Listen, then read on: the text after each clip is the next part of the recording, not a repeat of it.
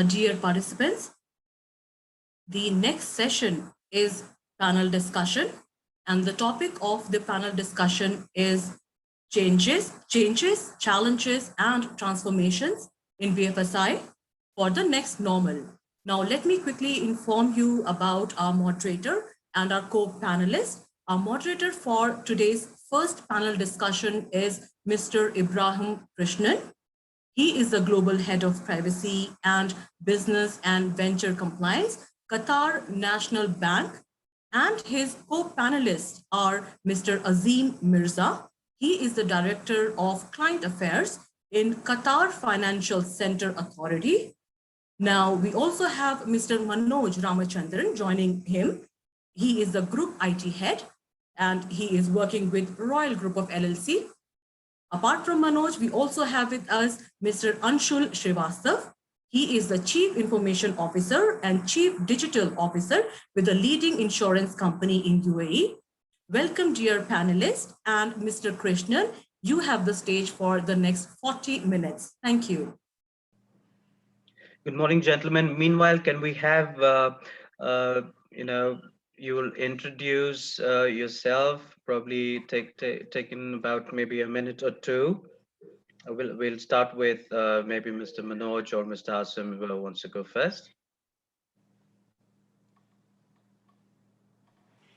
I will start from my side. And okay, so my name is Manoj.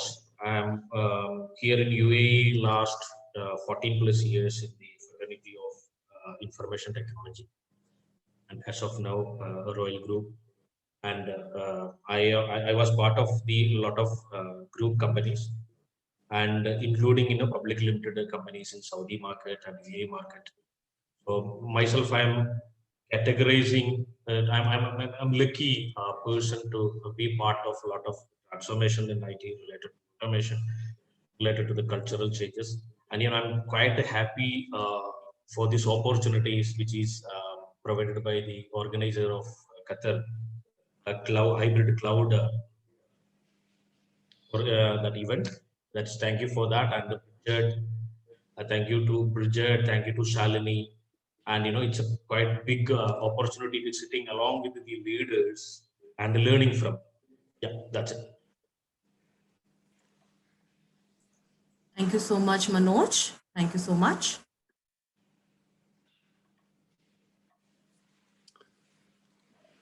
Yeah, good morning. My name is Asim Mirza. I'm currently Director of Client Affairs at the Qatar Financial Center. I've been in the region and in Qatar for 12 years now. I previously worked for Vodafone Qatar for the best part of 9 years before joining the Qatar Financial Center. It's an opportunity here to talk about what's very important in terms of hybrid cloud and the movement towards cloud. We've seen the region kind of embrace cloud strategies in the last 12 to 18 months, some of which has been forced by the pandemic and some of which has been genuine innovation in the region, and which is interesting coming from a part of the world which is quite strict in terms of IT infrastructure and data governance. So it's been interesting to see the journey, and I'm looking forward to the discussion today. Thank you so much for the kind words, Asim. Really appreciate that.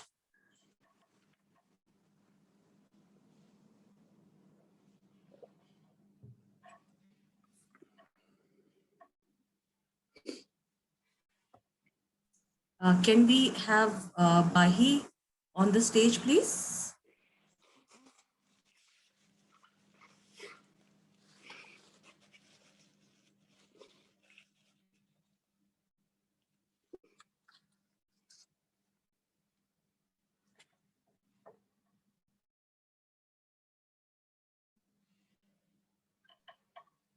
Yes, hi. I am not part of this panel. I just asked as a speaker for the next session. Thank you. Thank you.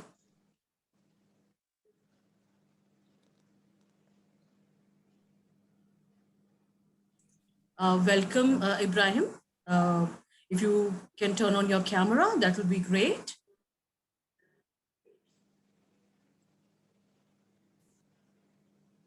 Can't hear you. Hi, this is Ibrahim Krishan. Welcome on board, Ibrahim.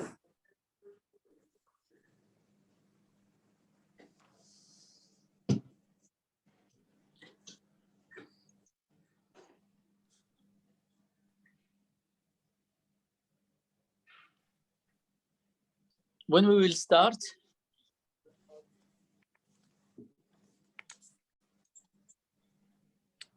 Shalini, you are muted. Shalini, you are muted. Yeah, so Ibrahim, if you can kindly give your introduction. We are done with Asim and we are done with Manoj with their respective introductions. So I would request you to kindly introduce yourself and take it from there as a moderator, please. Yeah, they already introduced themselves or still not yet? I have already introduced Manoj and Asim. Yeah. Rest, if you can take it forward from there. Thank you. Well, my name is Ibrahim Krishan. I'm head of data privacy and international compliance in QNB, Qatar National Bank. I have more than 22 or 23 years experience in compliance, internal control, and in data protection and internal audit as well. I joined QNB five years back and also I'm handling data protection and regulatory compliance in QNB here in Qatar.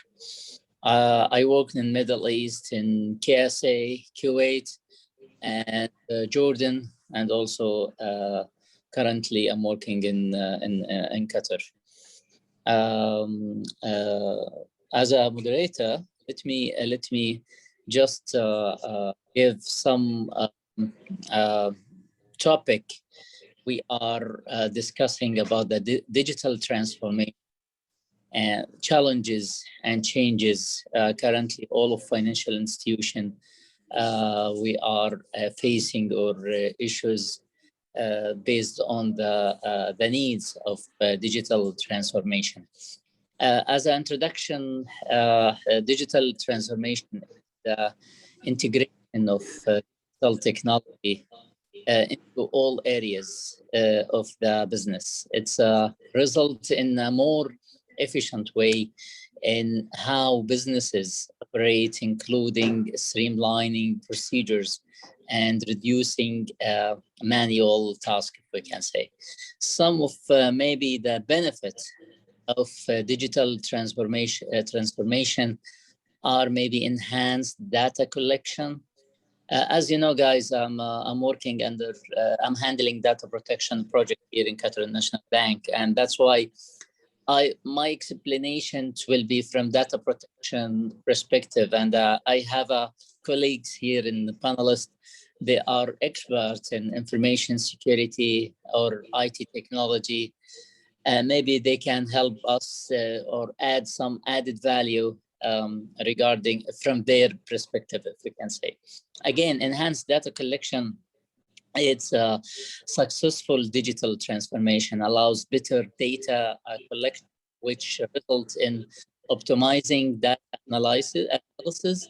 Therefore, the business can identify where they need to improve and where business opportunities exist. Efficient management as well. Digital transformation enables data to be complied in one central hub, therefore making it easier to manage operationally and reduce the efficiency. Increase profits as well as regulator relationship. That's why maybe Asim, he will be the right person to give us some brief about the benefits and challenges, changes regarding to the regulator relationship. But I will give you space, Asim, complete from high-level perspective from my end. Also, as you know, regulators are focusing on digital transformation strategy. For example, QCB here in Qatar Central Bank, put in place a strategy to support the growth of financial technology, where they see in fintech as a key to long-term financial services success. And again, we have taken consideration that during the COVID-19 pandemic, the challenges faced by organization showed greater importance in focusing on digital transformation as per the current situation in Middle East or worldwide, if we can say just only Middle East. We are, as you know, we are better than any other areas. We are, alhamdulillah, lucky about that. As with any transformation, there are also challenges, if we can say. A key part of digital transformation is data contribution and data analysis. These must be effectively managed and controls put in place. Furthermore, if a strong digital transformation should ensure that the strong data protection framework in place. That's why they asked me to participate for this event to highlight more from data protection perspective. Let's say, for example, in Qatar law number 13 of data privacy provides background of key requirements that every organization should put in place. This includes creating a records of processing activity called ROPA, ensuring that organization know where the data is stored and how it's proceed and which justification they are sent to. From a digital transformation perspective, this is important because using this information ensures all the data is captured and utilized effectively. Another key aspects from data privacy is the data privacy impact assessment, DPIA. These are undertaken to assess and ensure the data subjects, customer, employee rights are not compromised through the digital transformation. Conducting a DPIA at the start of the digital transformation and a very every procedures where data is proceed allows for a much strong digital transformation project. As each panelist to introduce, I don't know if they already introduced themselves and give a background about that, but let me start with Mr. Asim to tell us about the regulator relationship and what's the maybe a key challenges and also what's the issues you are focusing from a regulator perspective.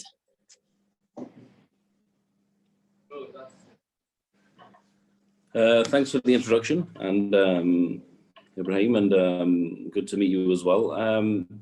It's an interesting question you pose around regulatory challenges, and I kind of hinted at it in my introduction as well in terms of being in a market where control and privacy is paramount, hence why we the Middle East saw a relative slow take up in terms of cloud computing, and then it's only in the last 12 to 18 months that it's really taken off. And I think the regulator stance hasn't really changed the landscape. I think the regulators are still holding on to a relative traditional way of thinking in terms of control, and especially in the local market. We've seen that with the lack of take up around digital currencies, etc., and the lack of a fintech sandbox, for example, in terms of establishing those kind of regulations that would encourage more, not just in terms of digital transformation, but more traditional push towards hybrid cloud solutions. So from the point of view of the local market, the regulator, I would say, is definitely behind, and it's more the private sector which is pushing the agenda a lot more strongly. So it's a difficult place to be, really, because in reality, the private sector, places like the Qatar Financial Center, even the Qatar Free Zone, and private institutions like QNB and the other strong retail banks can really go heavy on this space and have the bandwidth to do it. But without strong regulation, it's very difficult to reach a certain point. And I certainly would like to see the regulators take a lot more of a stronger stance in terms of especially adopting more cloud-friendly payment solutions in the market. The digital adoption here in the market is very high. The smartphone adoption is very high, and traditionally the government has pushed smartphone adoption because of their government solutions with regards to government services. And I think from a banking and finance point of view, and from a cloud point of view, that the government needs to do a little bit more to utilize that opportunity. Yeah, it's perfect. Thanks a lot, Asim, for this. And also, let me ask Mr. Manoj about from as a group IT head of Royal Group. What's the most, from IT perspective, the most challenges and background about digital transformation do you have in your scope? Hey, Ibrahim, and thank you very much for your valued time to moderate this session. And Ibrahim, the thing is, like, for example, I don't want to limit myself with the Royal Group. Actually, I'm part of the fraternity, and I'm already collaborated with the leaders in this community of IT. I think it's more than a challenge. I think in IT, leaders got an opportunity. We need to talk about the cultural change, as the from the Microsoft that Asim told, that the technology is already available. A lot of technology. For example, Microsoft recently launching the Mesh, which is an amazing technology where you can take a decision by using the virtual reality and augmented reality. And there is another technology, digital twin. These all already after the adoption of AI, machine learning, and everything. The benefit, because I'm here to, I think I want to share my thoughts. I'm hearing from other entity as well. That is because it's a good platform to discuss things. Actually, most of the IT leader become the part of the cultural change. IT leader, the CIO need to work along with the CHRO, along with the strategical development, not only the IT strategy. That is the big acceptance, the convincing power which God. Because we can say it's an opportunity, but something, don't take it a negative manner. It's an opportunity. But in all the organization, I don't want to make a generic statement, but the good percentage of the organization where we all the organizations are part of the transformation based on data. It's already started, but it's a speed up because of the situation and the pandemic and everything. So, for example, the reality is even in the high end, Fortune 500, Fortune 100, whatever we categorize organizations. We will talk about some of the terminologies become a negative meaning after some time. For example, we'll take it. Some organizations have archive. Archive is a positive word, maybe 5-6 years before. Means we'll think that organization are always archiving the data for the future reference. The future reference is also a positive word 5-6 years before. Now archiving and future reference is a negative word. Something that the data you are not using for your real-time analysis, something that organization is not driven by data. That is the competitions all the organizations are facing as of now. So where there's a big value for an IT leader to do that. So the challenges which is reduced because of the pandemic situation, because the IT leader got more power to convince, because the business leaders understand the value of data-driven business processes. Because plus, technology is available. We will talk about automation. It's very easy as well, not like a decade before or 2 decades before. And next generation ERP implementation will not take 5 to 6 years. And in RP implementation, we're talking about months. And 1 month is enough to implement 100+ processes automation by using RPS. We are living in that situation. So where technology is available, you can adopt. The thing is, IT leaders should involve cultural change. Assume that the reality is 90% of organization not using it, even 80% of their data. It's archive. which is not using for real-time analysis, what is the use of that? Useless. That's the reason I'm saying the archive, future reference, these terminologies become a negative word as of now because of the situations.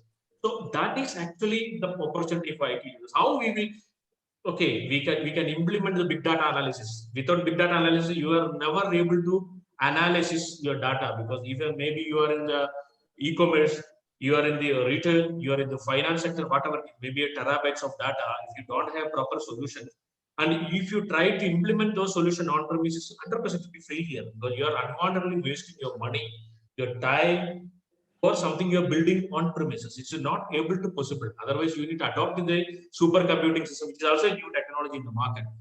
So 100% you need to move to cloud adaptability. Even in other perspective, maybe we are talking about hybrid cloud implementations, maybe your on-prem data center cloud implementation. But now that stage also over. Now maybe you have a monolithic application on-prem. Maybe we have our own legacy application on-prem. We migrate those into a cloud, then we are keeping still a platform as a PaaS or IaaS component. Doesn't make any sense actually. So I think my approach is maximum adopt cloud native applications. Adopt cloud native applications, move into that. Then your the AI implementations. That, for example, for if you want to do your segmental analysis, it's very easy. You just adopt your the T5, the notebook, and within 6 hours you will get the entire data from Twitter. It's very easy. You'll get the data. Then what you will do? Then you need the cultural change. Maybe you have a ML platform, you have your next generation, you have IoT, everything. But if you never do the cultural change, the leadership, the management's actually taking decision according to the data or not. That is a big thing. So there's an opportunity to do the cultural change. Where we're talking about DevOps, we are talking about that IoT, we are talking about AI. But if you are not able to do the cultural change, no value. So IT leaders are in place to leading the cultural change. So that is actually I'm feeling I'm seeing that. So now the senior management giving a chair and an IT leaders sit here and along with us do the cultural change, participate in the strategy making. So that is a big opportunity as of now I'm seeing. Thanks a lot. It's perfect, and it's a great explanation, my friend, about the culture, about the data governance. It's required from IT technology in order to give the required support, if we can say, prior to understand the existing culture of data, the existing culture of the institution as well, the support from the senior management, the support from the regulator, support from the board of directors. To make sure that there is enough control in place from documentation infrastructure, IT infrastructure, you cannot going forward. Mr. Anshul, let me ask you the same question. To be honest, we are lucky in this event because we have someone from regulator nominated, and also someone from IT, and now from information security, and if we can say from digital as a digital officer. I know that you are working as a CIO digital officer, I think, in a leading insurance company in UAE. Mr. Anshul, I'm asking, what's the main or challenges you have facing in regards to digital transformation? So let me first introduce myself. I think something which went wrong. I could not introduce myself. I'm a pure tech person and a digital officer for last 6 years in UAE, and before that, worked as a technology head in Southeast Asia for 6 years. Worked in Singapore, Malaysia, and Hong Kong. Perfect. Before Southeast Asia, I had a stint in India, which was 4 years in India. And before India, I was in Europe for 4.5 years, or rather 5 years to be precise. And before Europe, I was in US for 5 years. So I have cut all the continents across the world. Middle East was the one left out, and I came 6 years back in UAE, Dubai specifically. And pure technology and digital and security and data privacy also has been my forte. And a couple of papers recently I have written on security and cybersecurity in terms of the pandemic way and how public-private partnership should happen in cybersecurity and information security. And that paper was published in an observatory in Spain.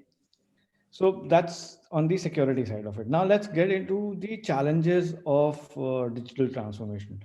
See, since I've been in UAE and Dubai, I've been a pioneer on cloud migrations and cloud born applications. So, uh, eh, with cloud, definitely you have created an ecosystem of on-demand IT or technology, on-demand technology, which comes with a price of a hell lot of security coming in, a hell lot of data privacy issues coming in, data residency, data sovereignty, all that becomes a tech part of the culture. So I'll talk about uh, cultural challenges or the challenges which you face. One challenge you face is on the tech side of the world, wherein team and the people are not ready to take up those challenges. And then on the business side of the world, which is business side of the world, how easily and adaptable they are in terms of transformation. Are they ready for it? Because change, I believe, is the most resisted word in the world. So if you ask for a change, there will be a throwback and a resistance coming in straight away, right there. You you yourself would not prefer. I mean, people get into comfort zones so easily that they get used to ways of doing things, and they'll question why this. So cultural changes come and the transformation challenges are on both sides, from the tech side as well as from the business side of the world. Now, from the business side of the world, digital transformation has challenges like people are not aware what needs to be done. So awareness is missing. When you say digital, people think website and mobile app is just digital. So create a website and a mobile app and you are digital. That's, I believe, is the most lousiest form of looking at digital, because that's not digital. That's an interface you've created for being so called not even a step, inch taken towards getting digital. So that's one part of it. So digital doesn't mean that, so people are not aware what does digital mean. So processes can be digitized, your way of working can be digitized, your company or your organization can be digitally transformed when you're aware what needs to be changed. The awareness of change itself is not there. And then we land up of hiring big time consultants to help us start looking at transformation of things, which is digital, because the digital transformation is the most used, abused, unused word or reused word. So digital transformation becomes a part of a board, and board says, yeah, go ahead and I'll fund you. People are not clear, aware what needs to be done. Just opening a website and a mobile app, you're not digital. That's one. Second challenge is the politics. So if I get digital, am I going to lose my job? Am I going to, I mean, all that factor kept started. Am I going to be redundant? Am I going to be, so a lot of am I questions start reflecting back. What the interim you haven't done is you have never changed. So why you are looking at getting redundant? So if there is a transformation coming in, if you are not going to change, your organization is going to get changed and you'll be out, because your competitor is going to digitally transform you. You are not. You're out of the market, and when you are out of the market, your organization is out of the market. So you are done. So MI words of resistance comes in, and then politics. Why I should do it? Somebody else should do it, and then we'll copy it, which is another challenge. Yeah, but let me ask you a question here, please. It's a really interesting conversation about that.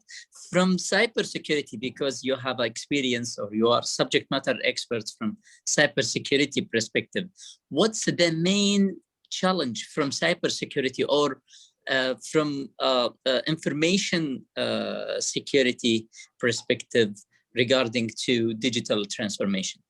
See, when you say that we will be digital, means you are exposed to the entire world, right? When you decide that I'm going digital, means your presence is going to get further expanded beyond your market, beyond your country. So the most profound thing is to get yourself protected. And that's when cybersecurity and information security gets triggered. See, first thing first, when you're getting exposed to the world, you should know how to get protected, right? So that's when the so challenge from cybersecurity and information security comes in when these guys come in with the huge number of policies. And when you have to tick off all policies to get compliant and then move into digital. Data privacy, I mean, data privacy or data residency laws come in. There are thousands of ways of doing things, but cybersecurity and data security or data sovereignty people will come up with their old checklist. They are not there to change because they are not digitally transforming. So they have to rather than align themselves. Now I'll take a classic example of data residency in the Middle East or elsewhere, wherever in the countries people have created data residency. Believe me, data has become so democratic. No matter how much you protect it, it will get exposed. No matter how much, I can bet on it. It's like sunlight. No matter how much you want to get away from sunlight, you will be exposed to sunlight.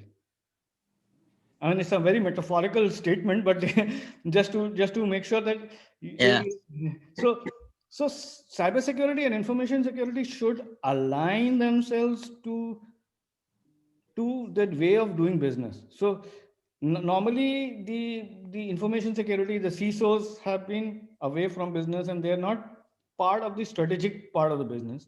So they only go with their way of checklist. So they are normally like a police. Yeah. Police follow certain laws, and that's straight, no comma, no full stop to be accepted. Yeah. So yeah.